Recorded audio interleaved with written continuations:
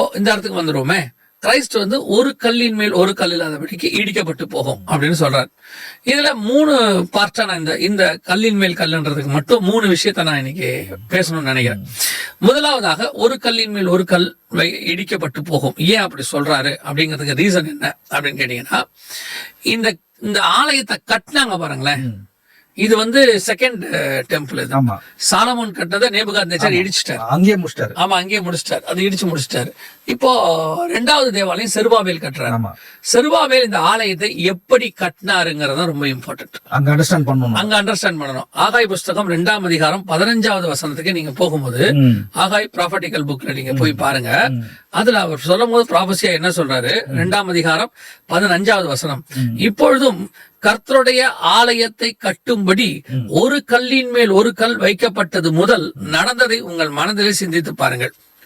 அதே மாதிரி ஒரு கல்லின் மேல் ஒரு கல் வைத்து, அப்ப இந்த ஆலயத்தை ஒரு கல்லு மேல வச்சு ஒரு கல்லு கட்டுறீங்களே, அதே மாதிரி எப்படி கட்டுனீங்களோ அப்படியே இந்த ஆலயம் ஒரு கல்லின் மேல் ஒரு கல் அப்படி இடிக்கப்பட்டு போகும். How you started, அதே மாதிரி இது எண்டும் வருங்கிறார். அப்பனா இது என்ன, இது எதை பத்தி பேசுது அப்படின்னு நம்ம பார்க்கணும். இதுக்கும் அதுக்கும் தான் கனெக்ஷன். ஆகாய் 2:15க்கும் மத்திய 24:2க்கும் தான் கனெக்ஷன். ரெண்டையும் ஒரு கல்லின் மேல் ஒரு கல் வைத்து கட்டினாங்க, ஒரு கல்லின் மேல் ஒரு கல் வைத்து இடிச்சிட்டாங்க. அப்படின்னா இந்த ஆலயம் இடிக்கப்படுவதான நோக்கம் அது புரியணும். இப்போ 2வது பாயிண்ட் பார்க்க போறோம், சரியா? இதுல என்னன்னு கேட்டீங்கன்னா, இப்போ இந்த இடத்துல செகண்ட் டெம்பிள்னு சொல்றாருல செருபாபேல் ஆலயம், அது எதுக்கான மாடல்? இப்ப ஆசாரிப்பு கூடாரம் இருக்கு, அதுக்கு வந்து ஹெவன்ல ஒரு மாடல் இருக்கு. இன்னர் சாங்சுரி, மோஸ்ட் இன்னர், நல்லா இருக்கு இல்லையா? ஆமா, அது வந்து ஆக்சுவலா நீங்க புரிஞ்சுக்கிறதுக்காக நான் சொல்றேன், ஆக்சுவலா அது வந்து பூமியில இருக்கக்கூடியதான ஒரு போட்டோ காப்பி அப்படின்னு அர்த்தம். அதுவும் கிரைஸ்டே கரெக்டா சொல்றாரு மோசஸ்க்கு. ஆமா, ஒரிஜினல் எங்க இருக்குன்னா ஹெவன்ல இருக்கு. ரெவலேஷன் 15:5 வாசிச்சீங்கன்னா, சாட்சியின் கூடாரமாகிய ஆலயம் பரலோகத்திலே காணப்பட்டது. ஆண்டவர் மோசே கிட்ட சொல்லும் போது என்ன சொல்றாருன்னா, நான் மலையிலே உனக்கு காண்பித்த மாதிரியின்படி கீழே கட்டுவதற்கு எச்சரிக்கையாரு. நமக்கு ஆசாரி படம் ஒரிஜினல், ஆனா ஹெவனோட ஸ்பிரிச்சுவல் ஆங்கிள் அது வந்து ஒரு மாடல். ஒரிஜினல் அங்க இருக்கு. அப்போ ஒரிஜினல் அங்க கிரைஸ்ட்னா, இங்க மாடல் கிரைஸ்ட். இந்த மாடலை நீங்க புரிஞ்சுக்கிட்டீங்கன்னா அந்த ஒரிஜினல் கிரைஸ்ட நீங்க புரிஞ்சுக்க முடியும். ஓல்ட் டெஸ்ட்மெண்ட்ல இப்ப நம்ம வேற, ஓல்ட் டெஸ்ட்மெண்ட்ல கிரைஸ்ட புரிஞ்சுக்கிறதுக்கு தான் அந்த ஆசாரிப்பு கூடாரத்தை அவர் கொண்டு வந்து காட்டுறாரு. அந்த ஆங்கிள் பாத்தீங்கன்னா கிரைஸ்ட் உங்களுக்கு கிடைப்பாரு. அங்க இருக்கிற ஆடை பலி கொடுக்கறத பாத்தீங்கன்னா கிரைஸ்ட் கிடைப்பாரு, பலிபீடத்தை பாத்தீங்கன்னா கிரைஸ்ட் கிடைப்பாரு, ஆசாரியனை பார்த்தா கிரைஸ்ட் கிடைப்பாரு, குத்து விளக்க பார்த்தா கிரைஸ்ட் கிடைப்பாரு. ஒவ்வொருத்துக்கு விளக்கம் இருக்கு. இதுதான் இயேசு என்ன சொல்றாருன்னா, வேத வாக்கியங்களை ஆராய்ந்து பாருங்கள், அவைகள் என்னை குறித்து சாட்சி கொடுக்கிறது. சோ இந்த மாதிரி தான் நான் உங்களுக்கு சொல்றேன். ஆராய்ந்து பாக்குறது தான் பிரச்சனை இருக்கு, இங்கதான் இருக்கு பிரச்சனையே. இப்ப செருபாபேலுக்கு ஒரு ஆலயம் கட்ட சொல்றாரு. கட்டுற இடம் என்னமோ தாவீது வாங்கி வச்ச அதே இடம் தான், சேம் பிளேஸ் தான். ஆனால் கட்ட சொல்றது செருபாபேல்ட்ட. இப்ப இந்த செருபாபேல் கட்டுறது அடிமைத்தனத்துல இருந்து கட்டுறாரு. செருபாபேல் யூதா கோத்திரம், அங்க ஒரு ஜோஷுவான்னு ஒரு ஆசாரியன் இருக்கான். இவங்க 2 பேரும் சேர்ந்து கட்டுறாங்க. இதே நீங்க புரிஞ்சுக்கணும், யூதாவும் லேவியும் ஆசாரியனும் ராஜாவும் சேர்ந்து கட்டுற ஒரு, அதுவும் ப்ராஃபிட்டிக்கலா இருக்கு. ஏன்னா அங்க கட்டினது வெறும் சாலமோன் மட்டும்தான். அவன் கட்டின ஆலயத்துல அவனே தான் பலி கொடுப்பாரு, சாலமோனே தான் பலி கொடுப்பாரு, அதுக்கப்புறம் மகிமை இறங்கும். ஆனா இங்க அப்படி இல்ல. இங்க வந்து செருபாபேலுங்கிற யூதனும் ஜோஷுவாங்கிற லேவியனும் சேர்ந்து கட்டுறாங்க, ராஜாவும் ஆசாரியனும் சேர்ந்து கட்டுற ஆலயம். அப்ப இந்த செகண்ட் தேவாலயத்தினுடைய மாடல் என்னன்னா, வரப்போகிற உங்களையும் என்னையும் நியூ டெஸ்ட்மென்ட் சர்ச்சுடைய மாடல் அது. அப்பனா ஒரு கல்லின் மேல் ஒரு கல் வைத்து கட்டப்பட்டது அப்படின்னா என்னன்னா, பேதுரு சொல்றாரு, நாம் அவருக்குள் ஜீவ கற்களாக இசைவாய் கட்டப்படுகிறோம். நம்மளதான் அந்த கல்லு. இந்த கல்லின் மேல் கல் வைத்து கட்டப்படுதல் அப்படிங்கிறது என்னன்னா, நியூ டெஸ்ட்மென்ட் சர்ச்சினுடையதான மாடல். இந்த மாடலை தான் அங்க சொல்லி அவரு நார்மலா கட்டுறாரு செருபாபேல். அவருக்கு இதோடைய விளக்கம் கிடைக்காது, நினைத்து கொள்ளுங்கள் மட்டும் சொல்லிட்டாரு. இப்போ கிரைஸ்ட் இங்க என்ன பண்றாருன்னா, ஒரு கல்லின் மேல் ஒரு கல் வச்சு நீங்க கட்டினீங்கல்ல, இந்த ஆலயம் ஒரு கல்லின் மேல் ஒரு கல் அப்படி இடிக்கப்பட்டு போகும். அதோட அர்த்தம் என்னன்னா, செகண்ட் டெம்பிள், நீங்களாம் தான் செகண்ட் டெம்பிள், மறந்துடக்கூடாது. நாமே தேவனுடைய ஆலயமா இருக்கிறோம். இந்த ஆலயம் கட்டப்பட்டது, இந்த ஆலயம் ரிமூவ் பண்ணப்படுகிறது. எப்ப இந்த ஆலயம் ரிமூவ் பண்ணப்படுமோ அதுக்கு அடுத்த கேள்வி, உங்களுடைய வருகைக்கும் உலகத்தின் முடிவுக்கும் அடையாளம் என்ன? இப்ப இந்த லிங்க் புரியுதா உங்களுக்கு? எப்ப இந்த சர்ச்சு இல்லாமல் போகுதோ, ரிமூவ் ஆகுதோ, நல்லா கவனிச்சு பாத்தீங்கன்னா டிட்டாச் பண்றாங்க. டிட்டாச்ங்கிறது என்னன்னா, நீங்க அட்டாச் பண்ணிட்டு அப்புறம் தேவையான போது நீங்க பிரிச்சு எடுப்பீங்க. அந்த டிட்டாச் பண்ற வேலை இங்க நடக்குது. எப்போ நியூ டெஸ்ட்மென்ட் சர்ச் ஆரம்பிச்சு நியூ டெஸ்ட்மென்ட் சர்ச் முடிவடைகிறதோ அவருடைய வருகைக்கான அடையாளம் தொடங்கிடுச்சுன்னு அர்த்தம். இப்படியும் புரிஞ்சுக்கலாமா?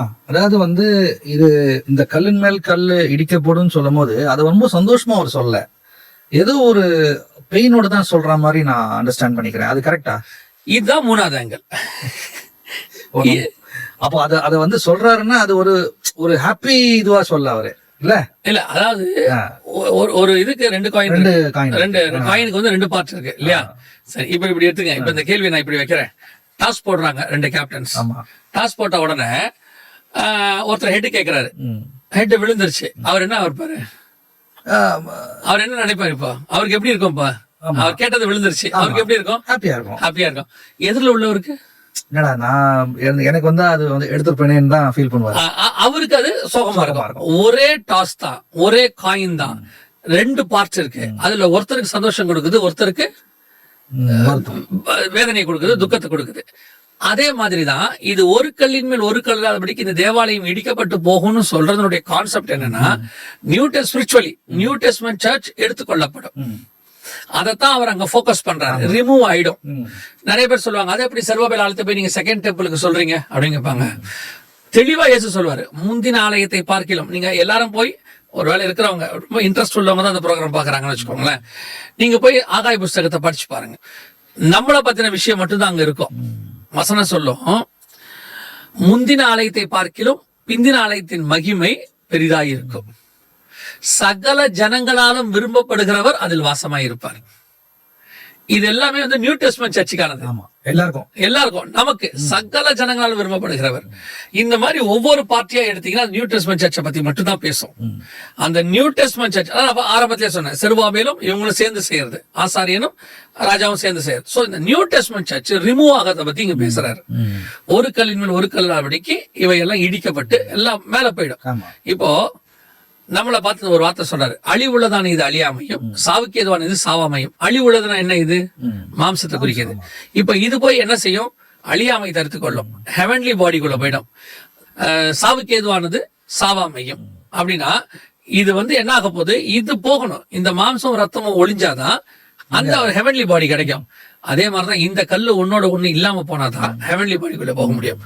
சோ இது நமக்கு சந்தோஷம். அதே வேளையில லிட்டரலா அங்க ஒரு ஆலயம் இருக்கு. அது யூதர்களுக்கு ஹோலி சைட். அவனை பொறுத்த வரைக்கும் அது என்னது? இம்பார்ட்டன்ட். ரொம்ப அது மேல உயிரே வச்சிருக்காரு, பில்டிங் மேல. ஆமா, அவங்க பில்டிங் மேல வச்சிருக்காங்க, அந்த உயிரை வச்சிருக்காங்க. இப்ப அது இடிக்கப்பட்ட அவனுக்கு என்னவா இருக்கும்? Painful process. இப்ப கவனிங்க, ஆஸ் அ ஜூயிஷ் சைட்ல இருந்து பார்த்தா அது பெயின்ஃபுல் ப்ராசஸ். பட் ஸ்பிரிச்சுவல் ப்ராசஸ்ல இருந்து பாத்தீங்கன்னா அது நல்ல விஷயம். அதுதான் இந்த இடத்துல ஒரு கல்லின் மேல் ஒரு கல் இல்லாதபடிக்கு இடிக்கப்பட்டு போகும் அப்படின்னு சொல்லப்பட்டது. ஆமா, சோ அந்த ரெண்டு பாட்டு இருக்கு. ஆமா, ஏன்னா நான் ஃபர்ஸ்ட் டெம்பிளே இடிக்கும் போது பாத்தீங்கன்னா சாலமன் எந்த அளவுக்கு, டேவிட் எந்த அளவுக்கு இன்ட்ரெஸ்டா கேட்கிறாருன்றதை தாண்டி, சாலமன் எந்த அளவுக்கு இன்ட்ரெஸ்டா கட்டுறாருன்னு தாண்டி அது வந்து இடிக்கப்படுது ஒரு ஃபியூ டெக்கேட்ஸ்ல சாலமன் கட்டின உடனே. அப்போ அது ஒரு எப்படின்னா அவ்வளோ ஆசையா கட்டி, ஆனா திருப்பி எங்க வருதுன்னா அதை இடிக்க அலோவ் பண்றாரு, ஒரு டெம்பிள இடிக்க அலோவ் பண்றாரு. ஃபர்ஸ்ட் பார்ட்ட நான் சொல்றேன். அப்போ அந்த ஜனங்கள் மத்தியில அதுக்கப்புறம் வர தொடர்ச்சியா வந்து பார்க்கும் போது இப்படிலாம் இருந்தோம்னு தான் பேசுறாங்க வழியா. அப்போ ஏதோ ஒரு துக்கமான ஒரு விஷயமா தான் அது பார்க்கப்படுது. அவங்க வேலை துக்கமான விஷயம். இப்போ அதையே இப்போ மூணாவது பார்ட் என்ன முக்கியம் அப்படின்னு கேட்டீங்கன்னா, இப்ப இந்த தேவாலயத்தை லிட்டரலா இடிச்சது வந்து யாருன்னு கேட்டீங்கன்னா டைட்டஸ் தான் இடிச்சாரு. AD 70 இடிக்கிறார். ஆக்சுவலா இந்த ப்ராஃபஸி எப்படி நிறைவேறிச்சுன்னு அவங்க சொல்லுவாங்க. என்னன்னா, பொதுவாகவே எல்லா ராஜாக்களுக்கும் தங்களுடைய காரியங்கள் எடுத்தோம்னா அதை இடிக்கிறது எரிக்கிறதுங்கிறது வந்து ஒரு விதமான சுபாவம் அவங்களுக்கு இருக்கும். இந்த மாதிரி நிறைய நாடுகள்ல தங்களுடையதான காரிய ஆட்சிக்கு வந்த உடனே அதுக்கு முன்னாடி இருந்த எதிர்ப்பாளர்களுடைய தலைவர்கள் சில வழிபாட்டு காரியங்களை இடிக்கிறத நீங்க பார்த்திருப்பீங்க. இது வந்து காலகாலமா இருக்கிற ஒரு பழக்கம், நேபுகாத்நேச்சார் காலத்துல இருந்து இருக்கிற ஒரு பழக்கம், ஹிஸ்டாரிக்கலா இருக்கு. அதான் ரோமர்கள் செஞ்சாங்க. ஆனா ரோமர்கள் என்ன பண்ணாங்கன்னா அதை தீக்கரையாக்குனாங்களாம், பேர்ன் பண்ணாங்க. தீக்கரை ஆக்கும் பொழுது அது உள்ள இருந்த மோஸ்ட் ஹோலி பிளேஸ்க்குள்ள கோல்டெல்லாம் இருக்கும் இல்லையா, அந்த கோல்டெல்லாம் உருக தொடங்குச்சான். உருகி அது இந்த வால் வழியா அங்கங்க ஆகும்பொழுது யாரோ ஒருத்தர் ஏதோ சொன்னாங்க, இது ஹிஸ்டரியில உள்ளதுதான். யாரோ ஒருத்தர் என்ன சொன்னாங்கன்னா, இந்த வால்ஸ்குள்ள எல்லாம் கோல்டு பதுக்கி வச்சிருக்காங்க. ஏன்னா பாபிலோனியன்ஸ் அப்படி வச்சிருந்தாங்க தங்கள் கோயில். இன்னைக்கும் பாத்தீங்கன்னா பல கோயிலுக்குள்ள ட்ரெஷர்ஸ் இருக்கும். அந்த ட்ரெஷருக்குள்ள கோல்டு இருக்கு, அது இருக்கு, நிறைய சொல்றாங்க, எடுக்கவும் செய்யறாங்க. சோ அன்னைக்கு ரோமர்கள் என்ன பண்ணாங்கன்னா, இதுக்கு கீழே கோல்டு இருக்கு, நிறைய ட்ரெஷர்ஸ் இருக்குன்னு சொல்லிட்டு எல்லாத்தையும் இடிச்சாங்களா மொத்தமா. இப்ப இந்த ப்ராஃபஸி ஒரு கல்லின் மேல் ஒரு கல்லாபடிக்கு இடிக்கப்பட்டு போகும் அப்படின்னு சொன்னது வந்து நிறைவேறினது கிபி 70. அது லிட்டரலா நிறைவேறதுக்கு இதுதான் ரீசன். எல்லாத்தையும் மொத்தமா இடிச்சுட்டு தரமட்டமா. அதாவது முக்கியமான ட்ரெஷரை விட்டுட்டு வேற ஏதோ தேட போய் கடைசியில இது இல்லாம அது இல்லாம ரெண்டுத்தையும் மிஸ் பண்ற ஒரு காலகட்டத்துக்கு அவங்க அன்னைக்கு வந்துட்டாங்க. 2 ட்ரெஷர் நீங்க சொன்ன மாதிரி இந்த ட்ரெஷரும் இல்ல, அந்த ட்ரெஷரையும் விட்டுட்டாங்க. முடிஞ்சிருச்சு, தரமட்டம் ஆயிடுச்சு. இப்ப கர்த்தர் சொன்ன ப்ராபசி நிறைவேறிடுச்சு. இதெல்லாம் நடந்தது.